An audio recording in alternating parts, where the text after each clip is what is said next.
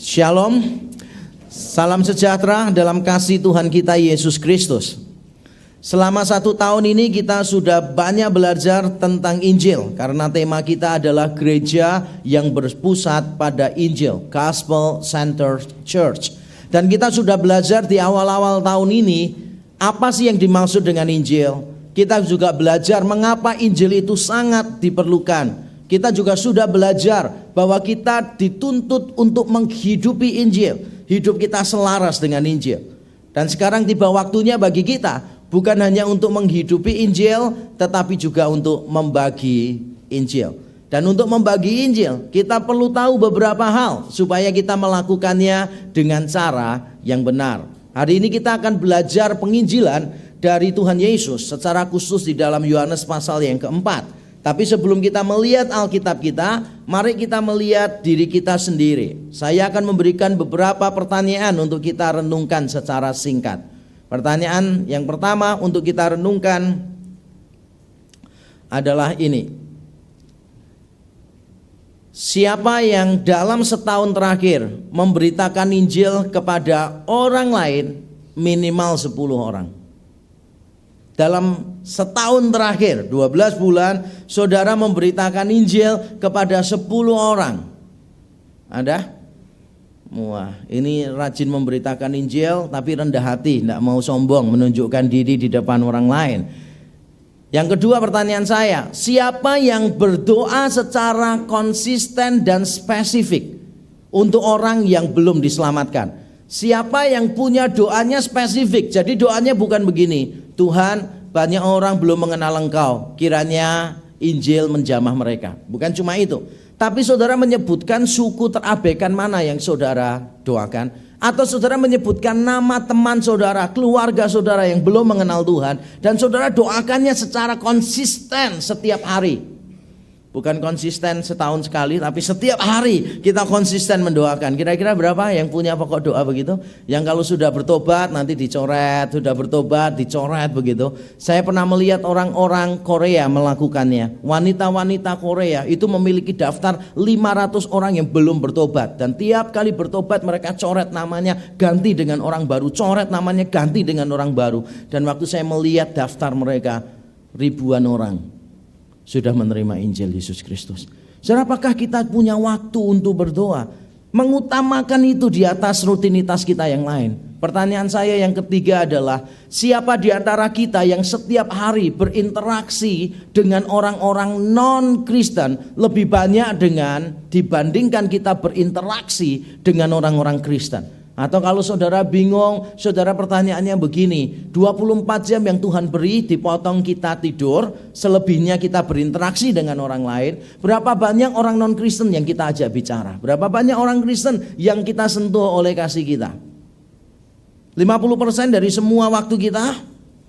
Atau kalau bingung, gampangannya begini saudara. Saudara punya handphone, punya konteks, punya phone booknya. Di dalam daftar yang ada di sana, siapa yang punya nama non-Kristen? 50% lebih. Ya. Ada.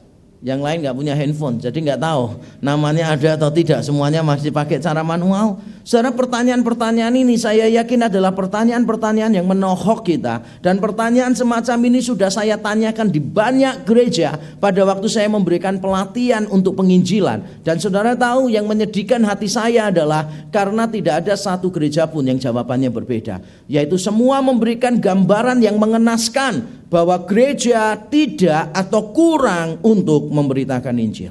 Gereja kurang untuk memberitakan Injil. Dan itu adalah keadaan yang harus kita terima dan harus kita renungkan, cari solusinya apa. Nah, kita bertanya-tanya, sebetulnya persoalannya apa? Mengapa banyak gereja itu tidak melakukan penginjilan?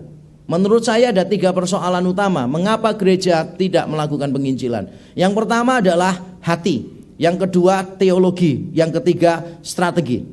Hati, teologi, strategi. Coba ulangi sama-sama, 1, 2, 3. Coba cek kesehatan hati kita, saudara.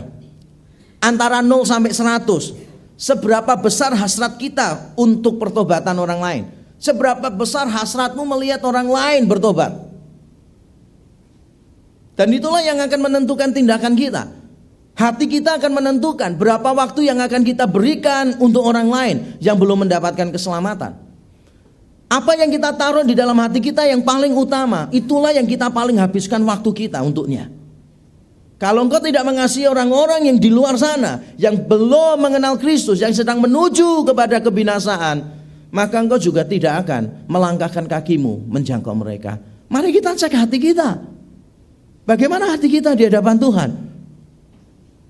Mari kita cek juga teologi kita. Apakah kita sudah memiliki konsep yang benar? Banyak orang tidak tahu penginjilan itu apa, saudara.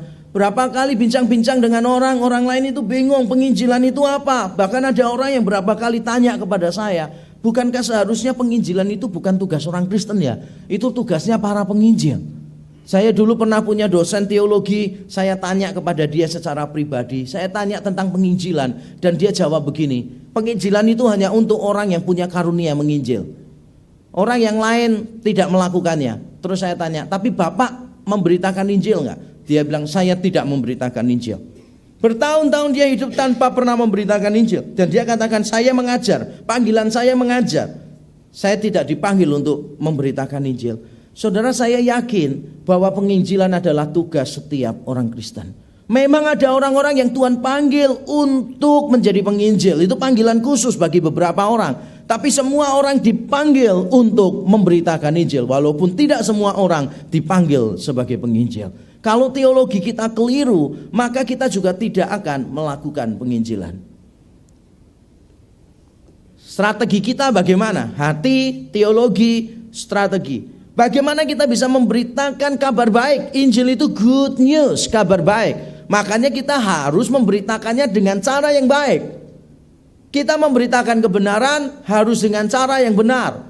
Ada banyak orang yang memberitakan Injil tanpa menghidupi Injil. Ada banyak orang yang rindu supaya Tuhan bekerja melalui mereka, tapi tidak di dalam mereka. Berkali-kali saya mengajarkan kepada saudara, Tuhan itu akan bekerja di dalam kita supaya dia bisa bekerja melalui kita. Tugas kita bukan cuma untuk memberitakan Injil, tapi menghidupi Injil. Hidup selaras dengan Injil. Nah, bagaimana strategi yang tepat? Ini kabar baik, caranya juga harus baik. Ini kebenaran, caranya harus benar. Banyak orang Kristen modalnya nekat dan semangat, tapi beritakan Injil tidak karu-karuan. Dan saya heran mengapa banyak orang Kristen lain malah suka.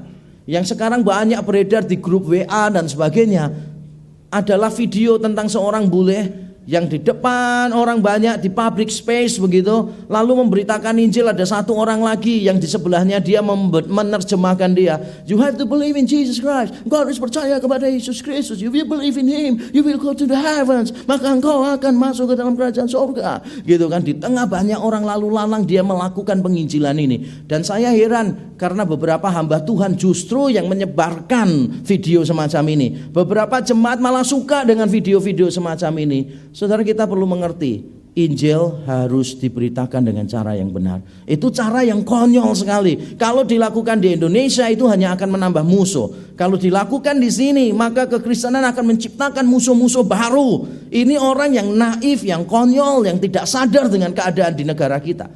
Model kayak gitu cocok kalau di negara lain. Karena di sana ada kebebasan berpikir, kebebasan bersuara. Di public space you can say anything you want. But not here di Indonesia. Makanya kita harus hati-hati memberitakan Injil dengan strategi yang benar.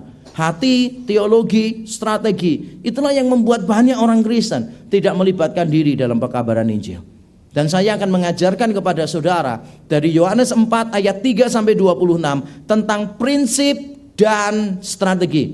Prinsip berarti teoritis. Kalau strategi berarti praktis.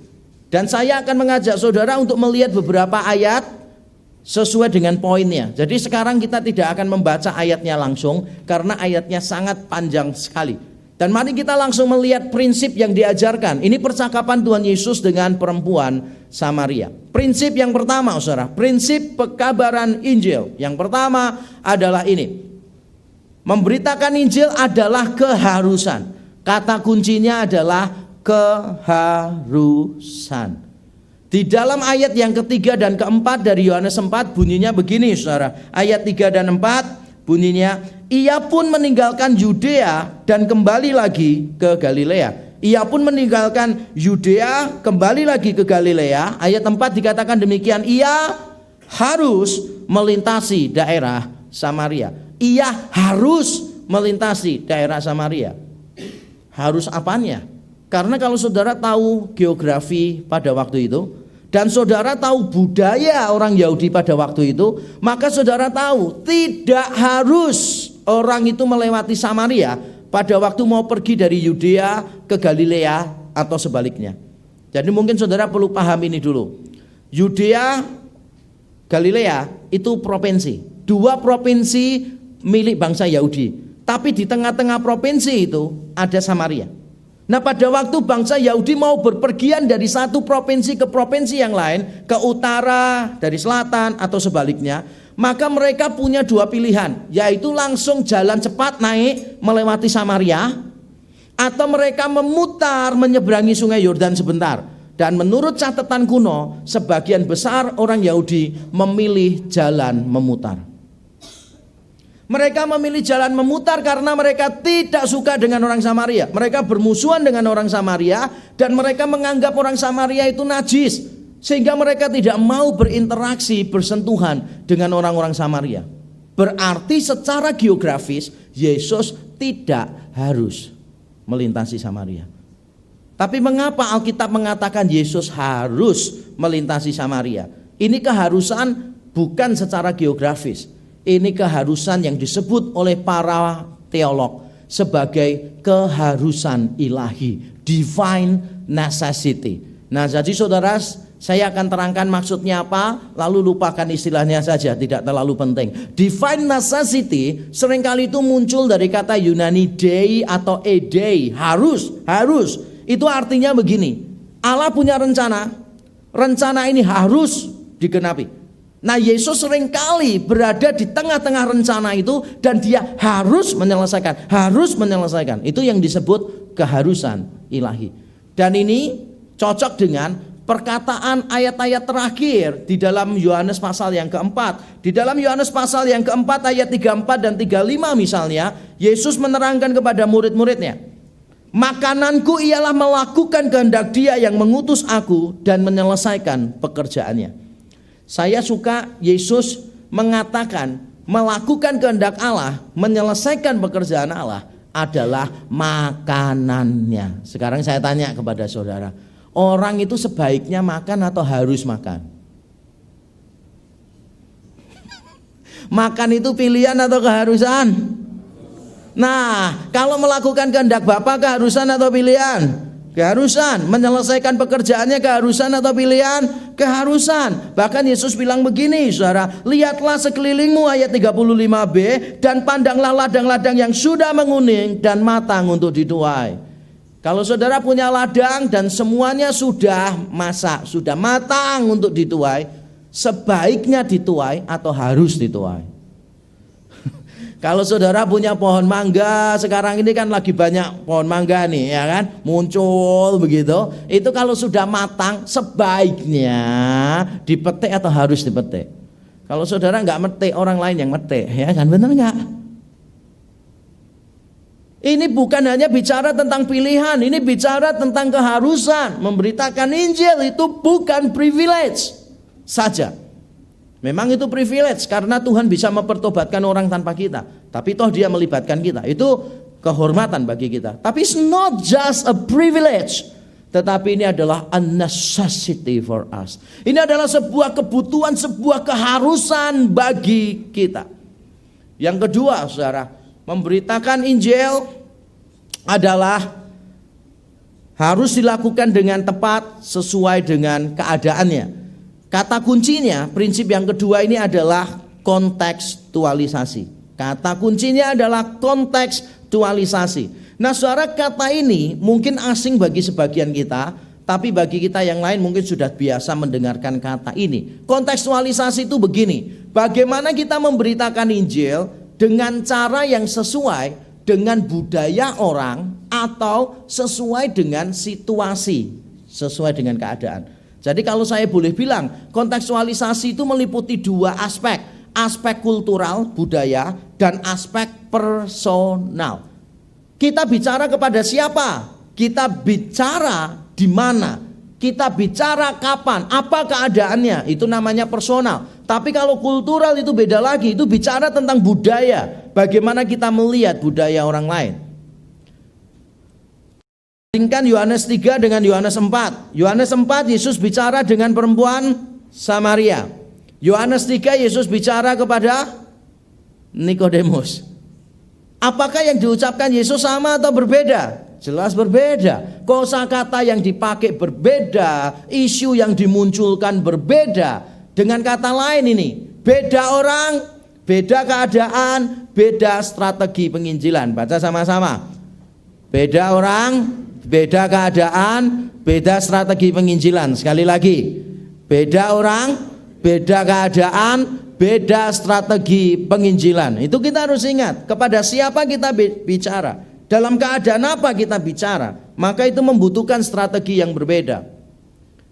Nikodemus dan perempuan Samaria jelas berbeda. Nikodemus laki-laki, ini Nikodemus bukan Nikita.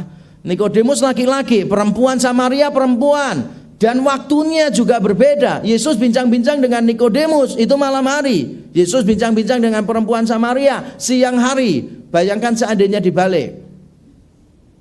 Pernah bayangkan dibalik enggak? Yesus bincang-bincang dengan perempuan ini malam hari dan Nikodemus itu siang hari. Jelas tidak cocok. Nikodemus pemimpin agama Yahudi, orang yang bermoral, yang terpandang. Perempuan Samaria adalah warga yang dianggap sampah oleh masyarakat. Nikodemus orang berpendidikan yang tinggi, tetapi perempuan Samaria tidak. Ini orang Yahudi, ini orang Samaria, sehingga membutuhkan penginjilan yang berbeda. Kalau saya memberitakan Injil kepada orang dengan budaya barat, maka saya harus memakai strategi tertentu. Beda dengan kalau saya berbicara dengan orang dari budaya timur. Bahkan kalaupun saya bicara kepada orang yang dari budaya timur, tidak semua orang juga diperlakukan sama.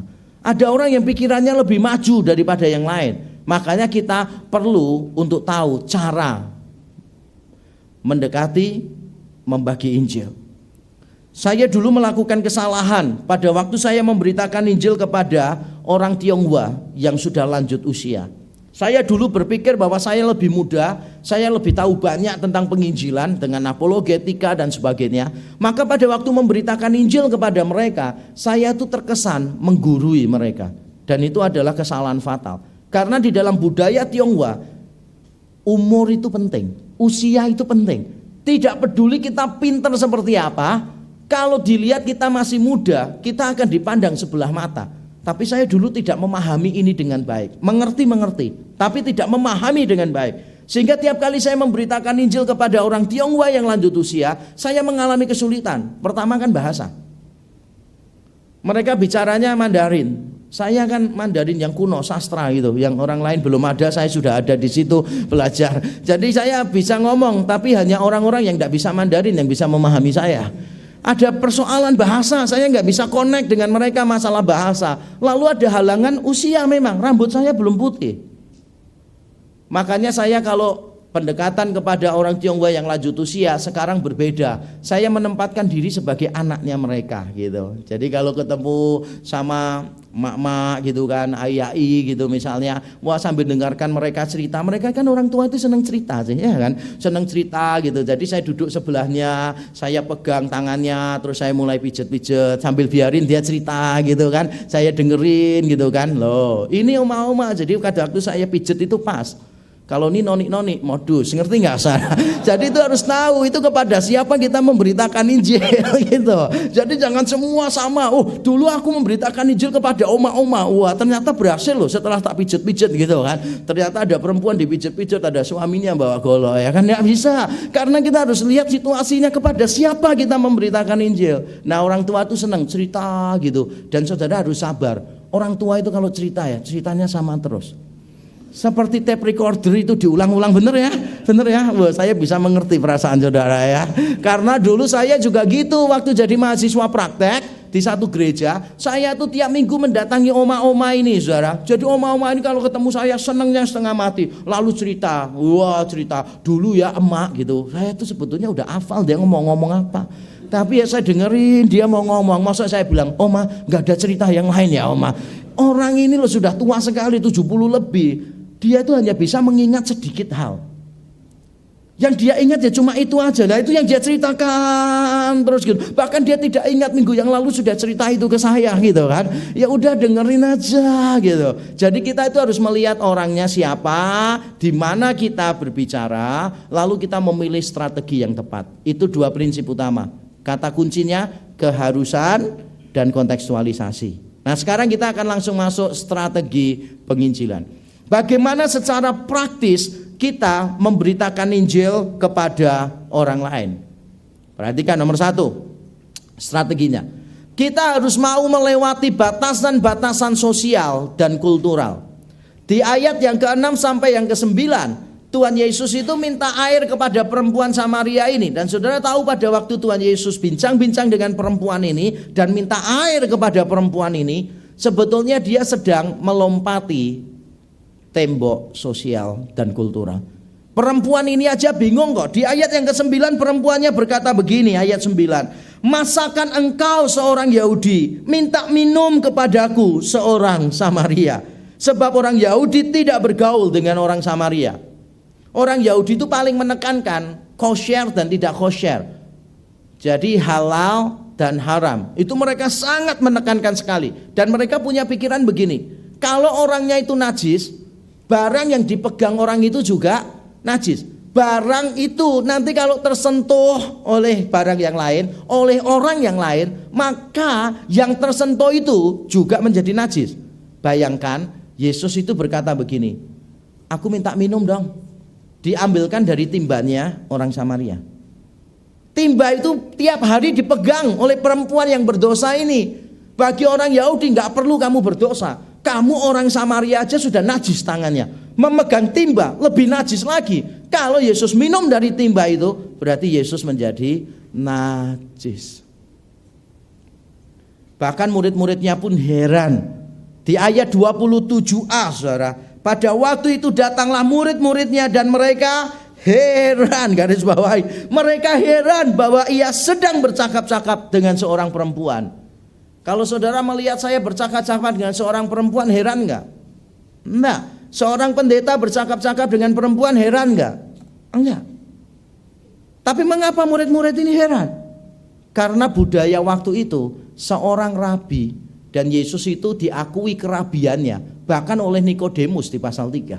Seorang rabi tidak boleh bicara dengan seorang perempuan. Apalagi ini perempuan asing, tidak boleh Yesus bicara kepada seorang perempuan. Makanya ketika murid-muridnya lihat, loh Yesus kok bicara dengan seorang perempuan, itu hal yang aneh bagi murid-murid.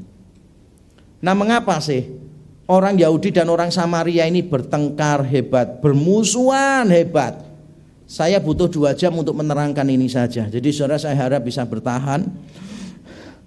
Saya akan membuat singkat sekali. Ini penjelasannya panjang lebar sebetulnya. Karena ini mencakup waktu yang berabad-abad. Tapi saya akan membuatkan super singkat penjelasannya. Saudara ingat gak? Samaria dan Yahudi. Apakah saudara tahu bahwa mereka ini punya nenek moyang yang sama? Nenek moyangnya adalah Yakub. Abraham, Ishak, Yakub. Lalu Yakub punya 12 suku. 10 suku itu menjadi Samaria, nantinya menjadi Samaria. 2 suku itu nantinya menjadi Yehuda atau Yahudi. Jadi kalau saudara mau memahami pertikaian ini, saudara harus menelusuri balik berabad-abad sebelumnya. Ketika kerajaan itu pecah jadi 2. Salomo meninggal dunia, kerajaannya pecah jadi 2. Bagi saudara yang tidak rajin baca Alkitab cuma melongo, ada ya kerajaan 2 ya. Saya pikir cuma Mataram sama Mojopahit ya.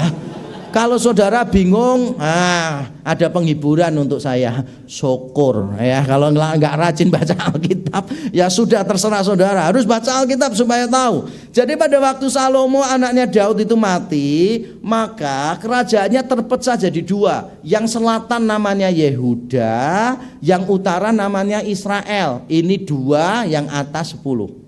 Nah 2 kerajaan ini tidak selalu teman. Bahkan seringkali musuhan saling memerangi satu dengan yang lain, berebut kekuasaan. Itu saja sudah menjadikan benih-benih permusuhan. Lalu pada saat mereka dikalahkan oleh musuh-musuh mereka, ini juga jadi masalah. Bangsa yang di utara kerajaan Israel 10 suku itu dikalahkan oleh Asyur. Dan Asyur kalau mengalahkan bangsa-bangsa lain, mereka itu dicampur aduk jadi satu. Jadi misalnya Asyur mengalahkan 5 negara, maka masing-masing tempat ini dipisah-pisah, 1/5 dari sini dipindah sini, 1/5 dipindah sini, 1/5 dipindah sini, 1/5 dipindah sini. Semuanya itu diacak sehingga tidak ada satupun jajahan Asyur yang etnisnya tunggal, nggak ada. Semuanya adalah kawin campur. Begitu pula yang terjadi dengan kerajaan Israel. Di kerajaan Israel dikalahkan oleh Asyur, lalu orang-orang dari luar yang juga dikalahkan oleh Asyur ditaruh semua di sana. Jadi semacam pujasera begitu, taruh semuanya di situ. Pada akhirnya jadi campuran gitu. Pesannya capcay tapi kuahnya rawon, kurang lebih gitu. Mereka dianggap tidak murni, banyak terjadi kawin campur di kerajaan utara. Maka orang Yahudi, orang Yehuda yang di selatan menganggap gini, kamu orang Samaria, kamu tuh bukan orang Yahudi. Loh, tapi kami keturunan Abraham, Ishak dan Yakub. Enggak, karena kamu sudah kawin campur. Kamu tuh tidak tulen, tidak asli. Orang-orang di kerajaan selatan itu tidak separah keadaan utara. Karena pada waktu kerajaan selatan dikalahkan oleh Babel, Babel membawa semua orang dari kerajaan Yehuda ke Babel. Jadi mereka punya komunitas Yahudi sendiri di sana. Mereka tidak kawin campur seperti kerajaan utara. Walaupun Maleaki menulis, Esra Nehemia menulis bahwa mereka juga melakukan kawin campur, tapi itu karena pilihan sendiri dan bukan dilakukan semua orang Yahudi. Dengan kata lain pendeknya, orang di selatan merasa lebih murni keyahudiannya daripada yang ada di utara. Dan saudara ingat tidak? Pada waktu orang-orang yang ada di selatan dikembalikan oleh Tuhan dari Babel, dari pembuangan Babel mereka kembali ke tanah perjanjian, mereka membangun tembok Yerusalem, mereka membangun bait Allah, dan orang-orang Samaria yang ada di situ mencoba bergabung. Kami mau bantu dong membangun Yerusalem. Langsung orang di Yehuda bilang, nggak boleh, kita ini beda bangsa, nggak boleh. Ditentang oleh orang-orang Yahudi yang ada di selatan. Yang dilakukan orang-orang Samaria apa? Menghambat pembangunan itu. Jadi itu terjadi permusuhannya itu setelah pulang dari pembuangan masih terjadi perselisihan. Dan puncaknya menurut saya adalah ketika mereka punya tempat ibadah sendiri-sendiri. Orang-orang Yahudi itu punya tempat ibadah di Yerusalem. Orang-orang Samaria punya tempat ibadah di Gunung Gerizim. Dan mereka saling mengaku Tuhan hadir di sini, bukan di sana. Di sini, bukan di sana. Penyembahan yang valid itu di sini, enggak, di sana. Lalu sekitar 170 tahun sebelum Yesus lahir, itu ada penguasa Yahudi yang memimpin pasukannya mendatangi Samaria, mendatangi tempat ibadah orang Samaria di Gunung Gerizim, dan tempat ibadah itu dihancurkan oleh orang Yahudi. Menimbulkan luka. Dan ini adalah permusuhan yang ada. Sehingga kalau kita mau memberitakan Injil, kalau Yesus mau memberitakan Injil kepada orang Samaria, maka Yesus harus melompati tembok-tembok ini loh saudara. Tembok budaya, tembok sosial, ini harus dilompati supaya bisa memberitakan Injil. Kita di negara Indonesia juga sama. Kita ini dikenal, kekristenan dikenal sebagai agama penjajah. Gold, glory, gospel. Emas, harta, glory, kejayaan, kekuasaan, dan gospel, Injil. Jadi mereka itu menganggap secara keliru menganggap kita bahwa kekristenan itu adalah produk kolonialisme. Penjajah itu yang membawa kekristenan di tengah-tengah bangsa Indonesia. Makanya orang berpikir kekristenan itu agamanya penjajah. Dan kalau yang Kristen adalah orang-orang Tionghoa, maka ada tambahan lagi. Ini agamanya penjajah, agama barat yang dipegang oleh PKI, komunis. Karena mereka berpikir bahwa PKI itu komunis, bahwa negara Tiongkok itu komunis, maka mereka langsung menggabungkan semua orang Tionghoa itu PKI komunis. Saudara suka atau tidak suka, itulah cara orang melihat kita. Benar atau tidak benar, that is the way it is. Dan kita harus mengerti kalau kita sudah tahu ada persoalan itu, maka kita harus secara sengaja intensional untuk melompati pagar itu, menjangkau mereka dengan kasih, menjelaskan bahwa itu tidak benar. Persoalannya adalah kita tuh selalu lebih nyaman dengan etnis kita sendiri. Coba saya tanya ya orang-orang Tionghoa di sini. Kalau kita naik bis, ada 2 tempat kosong. Satu sebelah orang yang matanya sipit, kulitnya putih. Yang satu orang kulitnya gelap, rambutnya tidak lurus. Kira-kira saudara duduk yang sebelah mana? Jujur.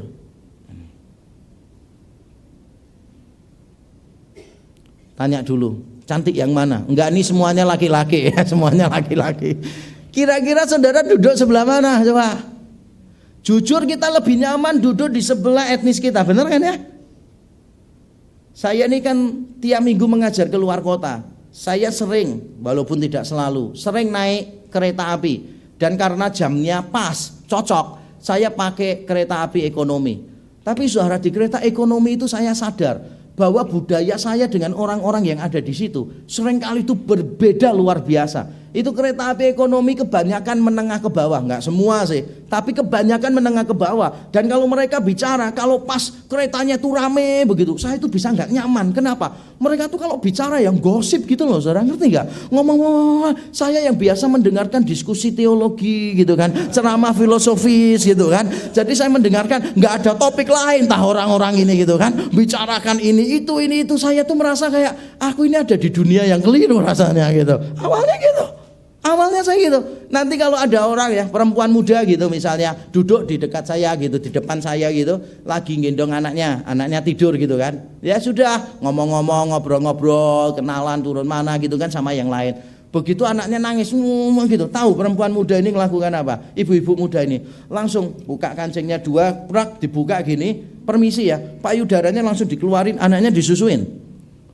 Begitu dia melakukan itu, saya langsung nyari buku, saya baca buku terus. Saya itu merasa risih gitu loh, saudara. Saya ini bingung, yang mengeluarkan barangnya dia, kenapa saya yang risih kan gitu. Tapi setelah saya renung-renungkan, saya yang keliru. Kenapa saya keliru? Karena dalam budaya dia itu biasa. Karena di kampung memang begitu. Kalau ngobrol apa semua ya mereka langsung menyusui anaknya di depan laki-laki yang lain. Dan mereka merasa tidak ada masalah gitu loh, saudara. Jadi saya yang merasa bersalah. Tapi jujur kalau saya terus ngomong dalam posisi dia menyusui anaknya begitu, saya gak nyaman, bener-bener gak nyaman. Bukan karena saya mikirnya buruk loh ya, bukan loh ya. Saya innocent wajahnya. Wajahnya bukan pikirannya. Jadi saya tuh merasa tidak nyaman ketika bincang-bincang dengan orang yang semacam itu.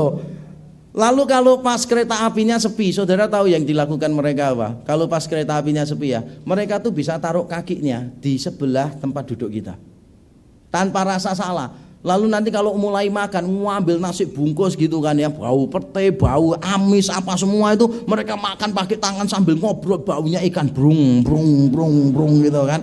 Terus kalau makan itu sampai bunyi-bunyi gitu kan. Saya merasa memang kita ini budayanya beda banget ya. Yang paling lucu itu saya ingat beberapa tahun lalu saya naik kereta api, saudara. Itu saya bincang-bincang dengan seorang ibu. Dia punya anak usia mungkin 4 tahun, 5 tahun gitu. Lari ke sana kemari di dalam gerbong. Dia bilang, "Lek, aja melayu-melayu, tak celono polisi loh ya," gitu kan. "Jangan lari-lari, tak panggilkan polisi loh ya." Kemudian anaknya berhenti gini kan, terus lihat, orang no polisi, lari-lari gitu kan. Terus nggak ada polisi ya nggak takut aneh-aneh. Pas kebetulan ada satpam itu naik di gerbong kami. Lalu ibunya bilang gini, polisi ini teko gitu kan. Polisinya datang, anaknya itu takut. Langsung duduk di sebelahnya ibunya toh. Ibunya bilang, "Kapok kamu, tak laporkan polisi ya." Tuh lihat tuh di seragamnya tulisannya apa? Polisi. Kalau saudara lihat ya, security. Bukan polisi, security. Terus anaknya itu diam karena takut kan gitu. Yang dikira polisi ini. Polisinya ternyata berhenti di stasiun berikutnya. Begitu berhenti, anaknya tuh nuaka lagi, lari ke sana kemari lagi kan. Nah, pada waktu dia tuh lari, kurang lebih ya jaraknya sekitar 4 tempat duduk di bagian pojok belakang gerbong, itu ada sepasang suami istri orang Tionghoa. Waktu anaknya sampai ke ujung sana, orang Tionghoa ini bilang begini, "Dek, namamu siapa?" gitu. Wah, anaknya tuh lihat orang Tionghoa gini, lari anaknya, cari ibunya tuh nangis gitu kan. Terus itu pegangan ibunya. Kenapa nangis? Wedi apa? Terus anaknya bilang gini, "Anak wong Cina gitu kan. Anak wong Cina gitu kan." Lalu ibu ini dengan santai ngomong gini kepada saya, "Anakku ini lucu," katanya. "Anakku ini lucu. Takutnya sama dua, satu sama polisi, satu sama wong Cina. Lucu nih, sama wong Cina nih takut." Saya langsung ngambil cermin. Saya kurang Cina ta? Dari tadi saya dipanggil Mas gitu kan, dan anaknya nggak takut sama saya. Jadi langsung saya ngambil cermin. Wajahnya kurang singkat ta? Saudara bisa bayangkan ya sih ya. Jadi saudara itu berjumpa, kumpul dengan orang-orang semacam itu.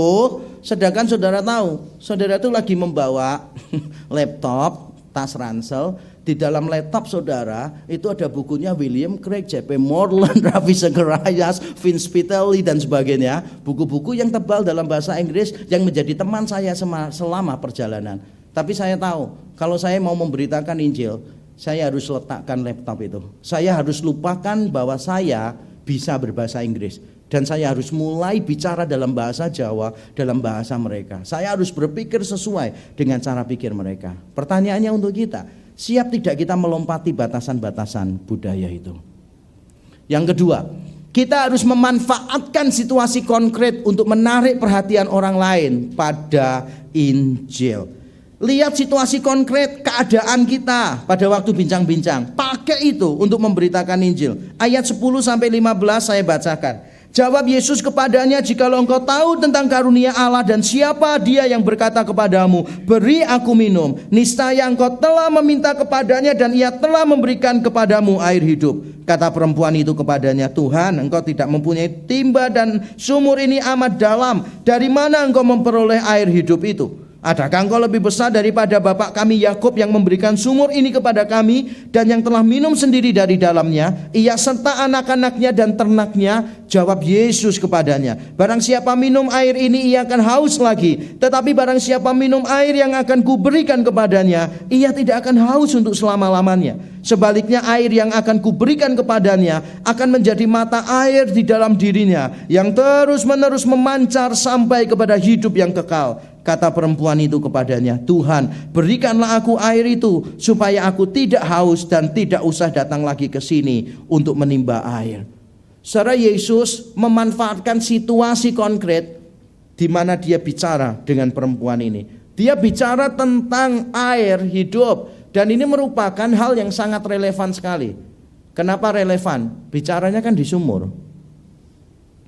Kalau bicaranya di sumur, saudara nggak mungkin akan bicara yang lain-lain. Di sumur di dalamnya ada air. Maka saudara paling relevan kalau saudara bicaranya tentang air. Dan jangan lupa ini terjadi di siang hari. Nggak lucu kalau di siang hari yang panas gitu, Yesus itu bicaranya tentang api misalnya gitu. Rasanya kok nggak cocok ya. Orang siang hari panas butuh apa? Butuh air. Dan itulah Yesus bicara di tengah siang hari. Lalu juga ini iklimnya Palestina, sehingga sangat panas sekali. Air itu begitu penting, begitu berharga bagi orang lain. Maka ketika Yesus bicara tentang air, orang yang diajak bicara tuh langsung tahu betapa pentingnya air. Kalau saudara bingung, saya kasih contoh ya. Ada guru sekolah minggu itu dulu di satu tempat waktu saya pelayanan, menyampaikan firman Tuhan kepada anak-anak tentang surga. Dan dia mengalami kesulitan untuk menyampaikannya. Dia bilang begini, "Adik-adik, di surga itu enak, bagus sekali." Terus dia tanya, "Adik-adik tahu enggak, di surga itu banyak emas, banyak permata. Siapa yang suka emas?" Kira-kira siapa yang angkat tangan? Kalau saudara bicara surga, gambarannya emas, permata, anak-anak enggak ada yang angkat tangan karena itu tidak menarik bagi anak-anak. Kalau tanya siapa yang suka emas, adik-adik gitu kan, mesti gini, "Mama saya." Ya kan? Kalau Yesus bicara tentang air, Itu di iklim Palestina, di siang hari, di sumur, maka itu relevan luar biasa. Bukan cuma relevan, tetapi juga ini menarik sekali. Yesus memberi tawaran gini, kalau kamu percaya kepadaku, tahu karunia Allah dan tahu siapa yang bicara kepadamu, kamu akan minta air dari aku, dan aku akan memberi kamu air. Kalau kamu minum tidak akan haus lagi. Wah, kamu minum tidak akan haus lagi. Kenapa? Karena kamu gak perlu kesini terus. Dalam dirimu akan mengalir aliran-aliran kehidupan sampai hidup kekal. Wah, siapa yang tidak tertarik? Saya dulu pernah cerita kepada saudara, bukan, ada para misionaris di Afrika Selatan yang diajak liburan ke Amerika. Pengusaha itu baik, bawa beberapa orang mereka, diinapkan di Amerika, ambil hotel yang berbintang. Wah, setelah check out, pengusahanya bingung, bayarnya mahalnya luar biasa. Lalu dia tanya, kok bisa mahal sekali sih, nggak seperti biasanya? Iya Pak, ini penggantian keran air, karena semua keran air di dalam hotel hilang, diangkut sama misionaris dari Afrika Selatan ini. Lalu pengusahanya tanya sama mereka, kamu tuh kenapa ngambilin keran air di hotel? Lalu dia bilang gini, loh Bapak, apa tidak ingat kalau di tempat kami ngambil air itu harus nimbah dan harus membawa air itu beberapa kilo sampai ke rumah. Ini enak, buka keran keluar air, buka keran keluar air. Jadi kami kumpulkan semua kerannya, kami mau pasang di rumah supaya nanti nggak perlu jauh-jauh lagi datang, tinggal buka kerannya. Konyol ya, konyol. Tapi jujur, pemikirannya menarik nggak? Karena mereka itu kalau mau cari air, dia tuh harus pergi jauh sekali untuk mendapatkan air itu. Dan Yesus menawarkan, kamu nggak perlu jauh-jauh untuk datang ke sini. Aku memberi kamu air, sekali kamu minum tidak akan haus lagi. Dan ini sangat menarik sekali. Kenapa? Ingat, menimba air itu momen yang paling menyakitkan untuk perempuan ini. Mengapa perempuan ini menimbanya siang hari? Bukankah para perempuan biasanya bergerombol perginya agak sore? Kenapa perempuan ini siang hari? Saudara tahu, karena perempuan ini sebetulnya dianggap sampah oleh masyarakat. Dia tidak bisa berkumpul dengan perempuan-perempuan yang lain. Dan saudara perlu meletakkan pikiran saudara menurut budaya kuno. Kalau di kampung, saya tinggal di kampung, jadi saya tahu. Kalau sudah sore, itu ibu-ibu ya keluar semua di rumahnya. Lalu ada satu yang duduk di bawah, satu pakai kursi yang kecil gitu, sambil milin kutunya itu loh, milin rambutnya. Lalu cerita ke sana kemari tentang siapa, sehingga ada pepatah mengatakan jarum jatuh pun semuanya tahu. Nggak perlu ada internet, langsung tahu semuanya. Nggak perlu update status, karena tiap hari selalu update terus statusnya. Dan itulah yang terjadi di perkampungan, di pedesaan. Kalau saudara dianggap sampah, orang lain nggak mau kumpul dengan saudara. Jadi tiap kali perempuan ini harus mengambil air, dia diingatkan betapa dia kotor, betapa dia hina. Nah, Yesus memberikan tawaran, kalau kamu menerima air yang aku tawarkan, maka kamu tidak perlu datang lagi ke sini. Menarik nggak? Bukan cuma itu, sumur, terutama sumur Yakub, ini adalah sumber kehidupan dan kebanggaan. Bukan cuma sumber kehidupan. Jadi orang kuno itu sumber kehidupannya cuma 3. Satu, sungai yang besar. Yang kedua adalah oase, sumber mata air. Yang ketiga itu sumur. Dan beda dengan kita sekarang. Kalau kita sekarang dulu punya sumur, tiap rumah punya. Siapa yang sampai sekarang masih punya sumur di rumahnya? Gak ada ya? Wah, modern, masih ada satu ya yang pakai sumur. Gak apa-apa, itu menghemat. Kalau memang ada airnya, kenapa gak dipakai? Siapa yang dulu pernah punya sumur di rumahnya? Ada? Oh ada ya. Siapa yang dulu sumurnya itu cuma satu, dipakai orang satu kampung, satu desa? Ada gak? Zaman dulu tidak tiap rumah punya sumur. Sumur itu cuma satu, dipakai oleh seluruh penduduk desa. Berarti sumur itu menjadi sumber kehidupan. Bagi masyarakat yang tinggal jauh dari sungai, bagi masyarakat yang tinggal jauh dari oase, maka sumur menjadi sumber kehidupan. Tapi bukan cuma sumber kehidupan, sumur Yakub menjadi kebanggaan. Makanya tadi perempuan Samaria itu berkata kepada Tuhan Yesus, loh kamu tuh gak bawa timba, gak bawa apa-apa, sumur ini dalam, kamu lebih hebatkah dari bapak kami Yakub? Wah, ini kebanggaan mereka. Karena mereka sadar, mereka itu kan sering dianggap remeh oleh orang-orang Yahudi kan. Tapi mereka meyakinkan dirinya, biarin orang Yahudi berkata begitu, kita ini keturunan Yakub. Wah, bangga banget. Kalau saudara memberitakan Injil, sentuh hal-hal yang dibanggakan oleh orang itu, lalu tunjukkan bahwa Injil itu memberikan pemenuhan, pemuasan yang lebih tinggi daripada kebanggaan itu. Kalau saudara menyentuhnya hal-hal yang dianggap tidak penting, kayak tadi anak kecil bicara tentang surga sebagai emas permata, anak kecil gak akan tertarik apa-apa. Maka cari sesuatu yang menarik, yang dibanggakan oleh dia, lalu tunjukkan bahwa Kristus bisa memberikan yang. Dan Yesus ketika menjanjikan air hidup, Yesus tidak bawa timba, tidak bawa pipa apalagi pompa. Dia tidak bawa apa-apa dan sumurnya ini dalam. Waktu Yesus janjikan kalau kamu minta air daripadaku, aku akan kasih. Airnya hebat luar biasa. Orang mesti bingung kan, tertarik untuk tahu. Loh kamu gak punya timba dan sumur ini dalam gitu. Bagaimana kamu bisa mendapatkannya? Wah, ini menjadi sesuatu yang menarik untuk diperbincangkan. Nah, saudara, saya ingat barusan saya membaca sebuah humor, saudara. Berapa bulan yang lalu, itu ada seorang istri lagi ngambil air di sumur. Ternyata terpeleset, istrinya itu masuk ke dalam sumur itu, dalam sekali. Dan suaminya ini bingung, harus menolong atau tidak. Suaminya lihat sih, cuma dia bingung, tolong atau enggak ya. Sebab istrinya tuh cerewetnya setengah mati. Ini kalau dia enggak tolong, nanti dia dihantui rasa bersalah seumur hidupnya. Tapi kalau dia tolong gitu, nanti dia khawatir. Dia dihantui oleh istrinya seumur hidupnya. Jadi akhirnya dia bingung, udahlah tolong aja, dia keluarin timba gitu kan. Terus dia mulai masukkan timbanya ke dalam sumur. Ternyata dia narik dari bawah. Wah, suaminya bingung perasaannya, seneng atau sedih ya. Pokoknya tarik aja. Pada waktu ditarik ke atas, yang keluar bukan istrinya, yang keluar itu penunggu sumurnya. Jinnya itu keluar. Suaminya kaget, loh kok kamu yang keluar? Terus yang jinnya itu tanya, itu wanita yang baru masuk itu siapa? Cerewet sekali, gak tahan saya di dalam katanya, sampai keluar gitu. Nah, hati-hati ya kalau jadi istri cerewet, hati-hati. Nanti kalau terpeleset dalam sumur, suaminya bingung memutuskan sebaiknya ditolong atau tidak. Sumur ini saudara, ya punya cara ya sekarang ya suami-suami ya untuk menyatakan cinta kepada istrinya. Nah, jadi sumur ini adalah sumber kehidupan dan sumber kebanggaan. Dan Yesus memberikan tawaran yang menarik sekali. Jadi gunakan situasi yang konkret di sekitarmu untuk bicara tentang Injil. Yang ketiga, masih ada 15 poin lagi. Yang ketiga adalah, ini strateginya, kita perlu mengungkapkan keberdosaan seseorang secara tepat. Mengungkapkan keberdosaan orang secara tepat. Di ayat 16-19 dengan cepat saya bacakan.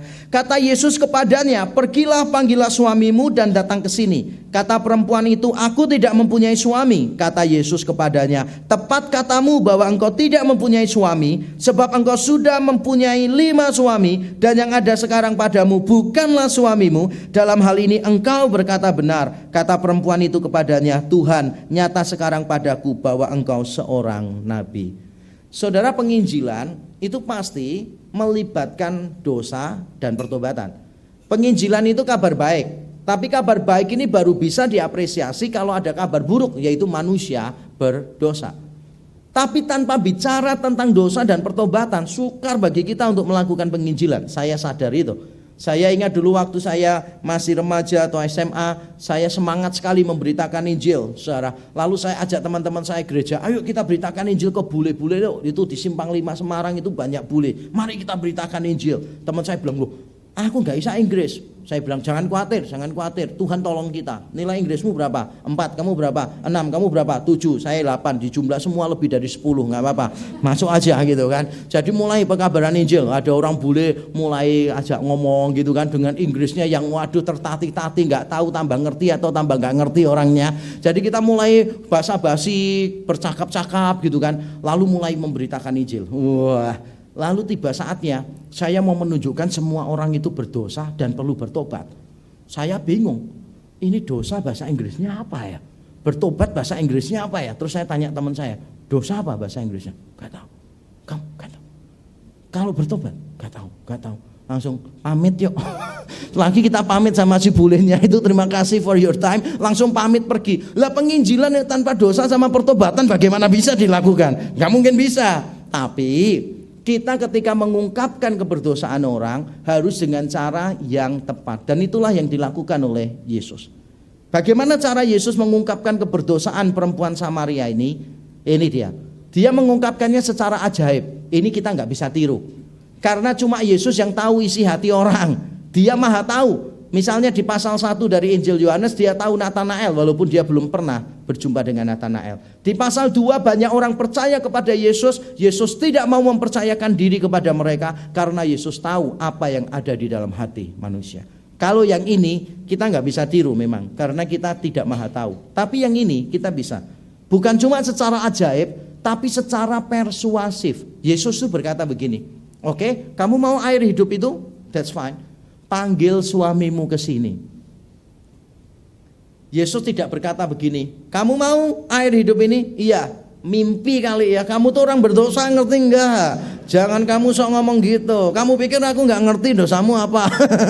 Kamu tuh loh, kamu itu kumpul kebo, dulu 5 suamimu itu loh, bukan suamimu gitu kan. Nah, Yesus bisa saja langsung menegur, menyerang orang ini, tapi tidak loh. Yesus berkata begini, oke, panggil suamimu ke sini. Beda nggak ya dengan Yesus langsung menghakimi perempuan ini?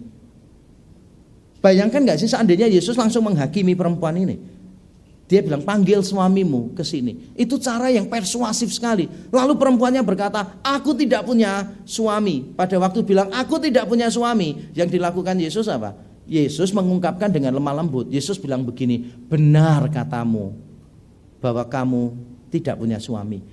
Karena kamu sudah punya 5 suami dan yang sekarang hidup dengan kamu bukan suamimu. Lalu Yesus tambahkan lagi, dalam hal ini engkau berkata benar. Yesus aja melihat perempuan ini benarnya itu, aduh benar yang kayak apa sih? Hidupnya gak benar, tapi dia menceritakannya dengan cara yang benar. Yesus aja apresiasi kok, benar katamu, dalam hal ini engkau berkata benar. Yesus itu beda banget dengan banyak orang Kristen, apalagi banyak orang reform. Kalau dengarkan orang lain ngomong, kita tuh selalu cari salahnya apa, salahnya apa, salahnya apa. Orang ini salahnya apa nih, salahnya apa ini. Begitu orangnya berhenti bicara, langsung kita masuk. Kamu tahu tadi, kalimat itu mengandung 10 kata, tapi kesalahannya 100. Itulah kita. Mengungkapkan kesalahan orang itu menjadi hobi kita gitu saudara. Cari salahnya orang. Kalau bisa mempermalukan orang, pakai kata-kata yang kasar, pakai kata-kata yang merendahkan orang, rasanya itu puas banget, kayak surga turun gitu loh saudara. Itulah banyak orang Kristen, apalagi orang reform seperti itu. Kalau saudara belum tahu, coba cari deh di internet. Orang-orang yang berdebat kalimatnya kasar-kasar gitu, itu sebagian orang reform. Bahkan ada orang yang berdebat kalimatnya kuasar luar biasa gitu, kuasar sekali. Lalu ada orang yang menimpali, ini orang ngomongnya kasar banget ya, ini pasti bukan orang Kristen, ini pasti orang reform. Jadi orang reform itu kalau digambarkan itu seperti ular kobra itu loh. Lidahnya itu beracun campuran anak naga, bisa apinya keluar sekalian. Itulah orang-orang reform. Kalau kita memberitakan Injil, kita sukanya menyakiti orang. Apakah salah menyadarkan orang bahwa dia berdosa? Harus. Tapi harus disampaikan dengan cara yang tepat, yang lemah lembut, yang persuasif. Saya pernah berjumpa dengan seorang yang merasa tidak berdosa. Jadi ngomong-ngomong, dia merasa nggak berdosa itu. Lalu pendekatan saya kan bukan gini, nggak mungkin kamu nggak berdosa, bohong kamu itu. Tak tunjukkan dosanya, nggak mungkin lah, enggak lah. Saya nggak gitu. Saya cuma bilang begini, oh berarti bapak ini juga pasti suami yang baik dong. Dia bilang, iya suami yang baik. Oh luar biasa pak, seneng pak, banyak suami itu gak baik, bapak itu baik. Kenapa bapak bilang bapak suami yang baik? Oh iya, saya gak pernah selingkuh, saya menafkahi istri saya punya waktu untuk anak-anak saya. Saya bilang, waduh bapak ini bapak yang luar biasa, papa yang luar biasa. Gak banyak loh pak orang yang kayak gitu sekarang. Terus saya mulai masuk nih, saya tanya gini, pak, menurut bapak bisa lebih baik atau enggak? Atau ini sudah ideal? Semua bapak itu harus seperti bapak ini, seperti semua ayah harus seperti bapak karena bapak ini sudah ideal atau enggak? Ya belum lah. Yang ideal apa? Oh yang ideal itu harusnya itu ini. Lalu saya tanya gini, berarti bapak belum jadi ayah yang ideal ya? Dia bilang belum. Nah kalau bapak memenuhi tuntutan istri yang ideal aja belum, apalagi menuruti tuntutan Allah yang ideal. Baru dia sadar, disitulah dia berdosa. Tapi saya dari awal tidak menyanggah yang dia katakan. Ngomongnya pelan-pelan aja, memberikan pertanyaan-pertanyaan yang lemah lembut supaya orang lain tahu bahwa dia berdosa. Jadi ungkapkan keberdosaan orang dengan cara yang lemah lembut. Nah, ketika kita memberitahu orang lain tentang keberdosaan mereka, itu merupakan elemen penting dalam penginjilan. Kasih karunia Allah yang besar dan indah akan terlihat lebih kentara pada saat seseorang menyadari kehinaan dirinya. Kalau John Calvin mengatakan, kecuali kita menyadari kehinaan kita, kita tidak akan mengapresiasi kemuliaan Kristus. Kemuliaan Allah itu baru terlihat begitu hebat kalau kita melihat kepada diri kita dan menemukan kehinaan kita sendiri. Kesucian Allah akan lebih kita apresiasi kalau kita menyadari keberdosaan kita. Maka ada sebuah kalimat yang lain yang berkata demikian. Semakin besar pemahaman dan kesadaran kita terhadap keberdosaan diri kita, semakin besar pula pemahaman dan kesadaran kita terhadap kasih karunia Allah yang menutupi dosa tersebut. Hanya orang-orang yang sadar dan paham bahwa dirinya berdosa, orang itu mampu sadar dan paham betapa besarnya karunia Allah. Karena karunia Allah itu menutupi dosa. Kalau engkau merasa dosamu kecil, maka engkau akan mengalami kasih karunia Allah yang kecil. Kalau engkau mengalami dosamu besar, maka engkau akan mengalami kasih karunia Allah yang besar di dalam hidupmu. Mari ungkapkan keberdosaan orang. Harus, tapi ungkapkan dengan cara yang tepat. Begitu orang lain disadarkan tentang keberdosaannya, dia akan melihat kepada Allah dan menyadari kebutuhannya terhadap Allah. Yang keempat, saudara, kita sebaiknya menghindari perbedaan yang tidak esensial. Kita sebaiknya menghindari perbedaan yang tidak esensial. Yesus di ayat 20-24, dia harus menyinggung tentang satu isu yang sensitif sekali, yaitu tentang penyembahan, tempat orang beribadah. Orang Samaria ini yang menyulut pembicaraan tentang tempat ibadah. Nah, saya tidak tahu mengapa dia menggeser topiknya ke arah ibadah. Kalau saudara lihat ayat di atasnya, dia itu mengakui Yesus Nabi, lalu membicarakan tentang tempat ibadah. Mungkinkah dia berpikirnya gini, oh ini Nabi nih, kalau ditanya tentang hal-hal rohani bisa jawab. Atau mungkin perempuan Samaria ini tidak nyaman karena Nabi ini telah mengungkapkan kehidupan pribadinya dia. Dia tidak nyaman lalu menggeser topik pembicaraan, kita tidak tahu persis. Tapi yang jelas dia membicarakan tentang tempat ibadah. Dia mengatakan nenek moyang kami beribadah di Gunung Gerizim, orang Yahudi dan kamu itu menyembah di bait Allah. Begitu. Ini isu yang sangat sensitif sekali. Tapi Yesus tidak mau masuk di dalam perdebatan yang tidak perlu. Karena yang paling penting itu bukan tempat, tetapi cara yang tepat. Yang penting itu bukan tempat ibadah, tapi cara beribadah yang tepat. Itu yang jauh lebih penting. Dan Yesus mengajarkan kepada perempuan ini, akan tiba waktunya orang menyembah Allah, bukan di gunung ini, bukan di Yerusalem. Bagi perempuan Samaria tempat penting, Yesus beritahu enggak penting. Bagi orang Yahudi tempat penting, tapi Yesus anggap tidak penting. Yang lebih penting adalah kita menyembah di dalam roh dan kebenaran. Bapak mengendaki orang menyembah di dalam roh dan kebenaran. Apa artinya di dalam roh dan kebenaran? Kalau orang-orang karismatik langsung jawab, di dalam roh, berarti bahasa roh, pasti ngawur. Kenapa bahasa roh baru datang diberikan pada waktu Yesus naik ke surga. Jadi menyembah di dalam roh itu bukan menyembah pakai bahasa roh, bukan, sama sekali bukan. Nah, menyembah di dalam roh dan kebenaran itu seperti mata uang, ada dua sisi, dan itu satu hal yang sama dengan dua sisi yang beda. Yang dimaksud itu semuanya Yesus. Di dalam roh itu apa? Berarti tidak terbatas tempat. Tapi kok bisa tidak terbatas tempat? Karena Yesus itu adalah bait Allah yang sejati. Saudara ingat Yohanes 1 ayat 14, firman itu telah menjadi manusia dan diam di antara kita. Diam di sana pakai bahasa Yunani yang seharusnya diterjemahkan bertabernakel. Dan bukankah di pasal 2 dari Injil Yohanes Yesus berkata, runtuhkan bait Allah ini dalam 3 hari aku akan membangunnya kembali. Yang dimaksud dengan bait Allah apa? Tubuhnya sendiri.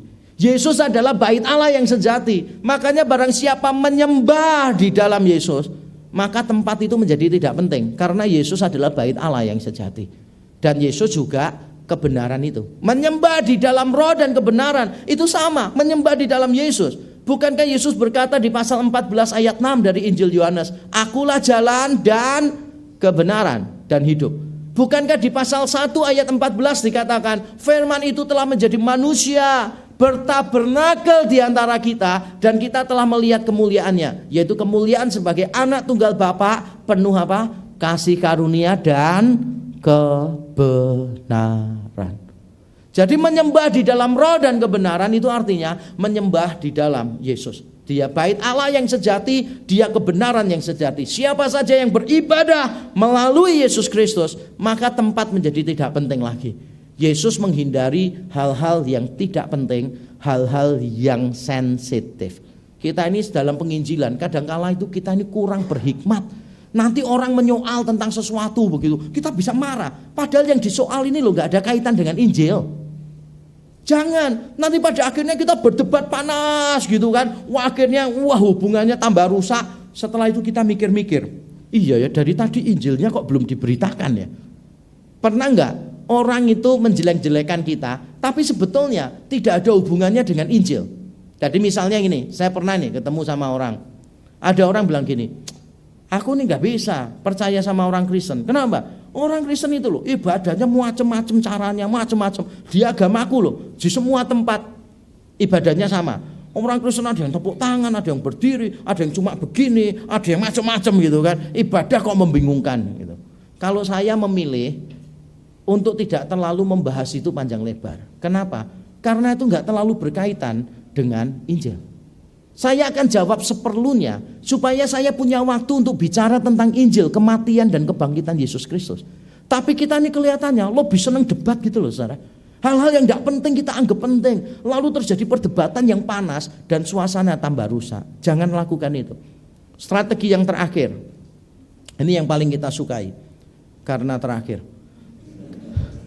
Kita menyatakan Injil dengan jelas. Di ayat 26 dan 25 dikatakan, jawab perempuan itu kepadanya, "Aku tahu bahwa Mesias akan datang, yang disebut juga Kristus. Apabila ia datang, ia akan memberitakan segala sesuatu kepada kami." Kata Yesus kepadanya, "Akulah dia yang sedang berkata-kata dengan engkau." Yesus pada akhirnya mengungkapkan siapa dirinya. Orang Samaria ini percaya kepada Mesias, tapi maksudnya Mesias di sana itu adalah Taheb. Taheb itu di mata orang Yahudi adalah nabi. Nabi yang dinubuatkan di Ulangan 18. Ketika Tuhan bicara kepada Musa, "Nanti aku akan membangkitkan seorang nabi dari antara sesamamu seperti engkau." Dan orang Samaria itu kan cuma percaya Pentatuk, Kejadian sampai Ulangan. Mereka tidak menerima otoritas kitab-kitab nabi-nabi yang lain seperti orang Yahudi memperlakukannya. Jadi jumlah kitab yang mereka terima itu tidak sama. Nah, mereka berharap banyak dari nubuat di Ulangan 18 ini akan ada nabi seperti Musa. Dan Yesus itu memberitahu bahwa dialah Taheb itu. Dan Yesus memberitahu dia lebih dari sekadar Taheb. Sebab kalau seorang Taheb itu hanya seorang nabi yang akan mengajarkan, mengungkapkan segala sesuatu dari Allah. Tapi Yesus berkata, "Akulah itu." Bukankah kita diingatkan kembali di pasal 1 ketika Alkitab mengatakan begini, pasal 1 ayat 18. Tidak ada seorang pun yang pernah melihat Allah. Berarti Musa pun tidak. Musa itu cuma melihat punggungnya Allah. Itu pun ditutupi pakai tangan Allah. Tidak ada seorang pun yang pernah melihat Allah. Musa pun tidak. Berarti nabi yang seperti Musa yang akan dibangkitkan, Taheb yang dinantikan Samaria, itu pun tidak pernah melihat Allah. Yohanes 1 ayat 18. Tidak ada seorang pun yang pernah melihat Allah, tetapi anak tunggal Allah yang ada di pangkuan Bapa, dialah yang menyatakannya. Makanya tidak heran di pasal 14 Yesus berkata kepada murid-muridnya, "Kalau kamu melihat aku, kamu melihat Bapa." Jadi yang mampu untuk mengungkapkan secara panjang lebar, mengungkapkan secara detail dan penuh tentang siapa Allah itu, bukan Taheb, tetapi Yesus sebagai Mesias. Tapi apakah Yesus sebagai Mesias? Termasuk dia adalah Taheb, nabi yang seperti Musa? Iya. Jadi Yesus itu Mesias yang akan menggenapi nabi seperti Musa itu, Ulangan 18. Tapi Yesus jauh lebih besar daripada Taheb, karena dia juga menjadi pemimpin Yehuda. Dia juga akan menjadi the Lion of Judah, singa dari Yehuda. Dia menggenapi semua nubuat di perjanjian lama, bukan cuma satu ayat. Semua Yesus genapi. Ini dia poin saya, perhatikan baik-baik. Semua orang itu punya pengharapan. Semua orang itu punya harapan-harapan suatu ketika begini. Dan mereka berusaha untuk mencapai semua harapan itu dengan usaha sendiri. Tapi kita semua tahu, semua usaha manusia berujung pada kekecewaan. Tuhan memberikan lebih baik daripada yang kita harapkan. Amin. Yesus Kristus memberikan yang lebih besar daripada yang diharapkan dan dibutuhkan oleh orang lain. Jadi orang lain punya pengharapan, saudara tidak perlu salahkan, tidak perlu abaikan. Tapi saudara hanya perlu mengatakan begini, iya, aku sadar orang hidup kan butuh ini. Saya sadar orang hidup itu berharap ini, itu wajar. Tapi kamu tahu enggak, Yesus Kristus memberikan lebih besar daripada yang kamu harapkan. Orang Samaria cuma berharap seorang Taheb, nabi seperti Musa.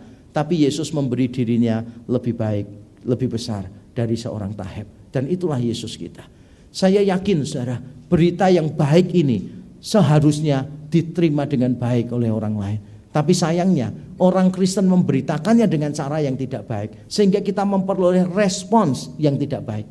Saya tidak mengatakan bahwa kalau saudara memberitakan dengan baik pasti diterima dengan baik, tidak. Ada orang-orang tertentu yang terlalu keras kepala, tidak akan mendengarkan kita. Tapi apakah kita sendiri sudah berani menjangkau mereka dengan kasih, menyampaikan Injil dengan benar? Saya mengajak saudara menutup khotbah ini dengan membaca Roma 10 ayat 14 dan 15. 1, 2, 3. Tapi bagaimana mereka dapat berseru kepadanya jika mereka tidak percaya kepada dia? Bagaimana mereka dapat percaya kepada dia jika mereka tidak mendengar tentang dia? Bagaimana mereka mendengar tentang dia jika tidak ada yang memberitakannya? Dan bagaimana mereka dapat memberitakannya jika mereka tidak diutus? Seperti ada tertulis, betapa indahnya kedatangan mereka yang membawa kabar baik. Bahasa Indonesia menerjemahkannya, betapa indahnya kedatangan mereka. Bahasa Inggris menerjemahkannya lebih tepat sesuai bahasa Yunaninya, betapa indahnya kaki-kaki mereka. Saudara tahu, di iklim Palestina yang berdebu, padang gurun ada di mana-mana. Bagian tubuh yang paling kotor apa? Kaki. Yang paling bau apa? Kaki. Tapi saudara tahu tidak? Yang paling bau, yang paling kotor pun akan menjadi bagian yang paling indah kalau orang yang membawa kabar baik. Nah, kita semua membawa kabar baik dari Tuhan. Mari tunjukkan kepada orang lain bahwa hidup kita itu indah. Perkataan kita indah, kaki kita indah, tangan kita indah, mata kita indah, pikiran kita indah. Sehingga orang lain benar-benar tertarik untuk memandang kepada keindahan Kristus. Mari kita melihat diri kita masing-masing dan bertobat bersama-sama. Mari kita tunduk kepala, kita berdoa.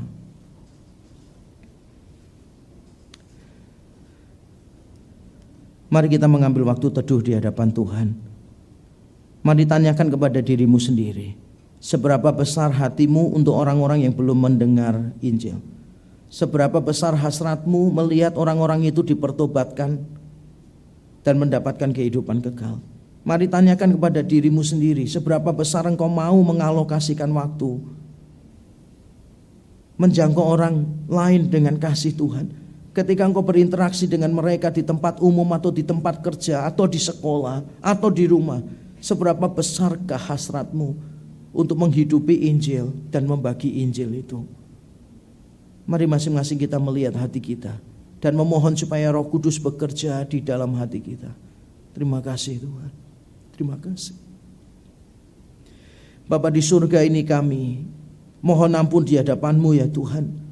Kami seringkali melewatkan berbagai kesempatan yang indah ketika kami seharusnya bisa memberitakan Injil, membuka mulut kami untuk membagikan kasih Kristus, menunjukkan integritas kami sebagai orang-orang Kristen. Tetapi kami seringkali gagal. Kami cuek dengan keadaannya Tuhan.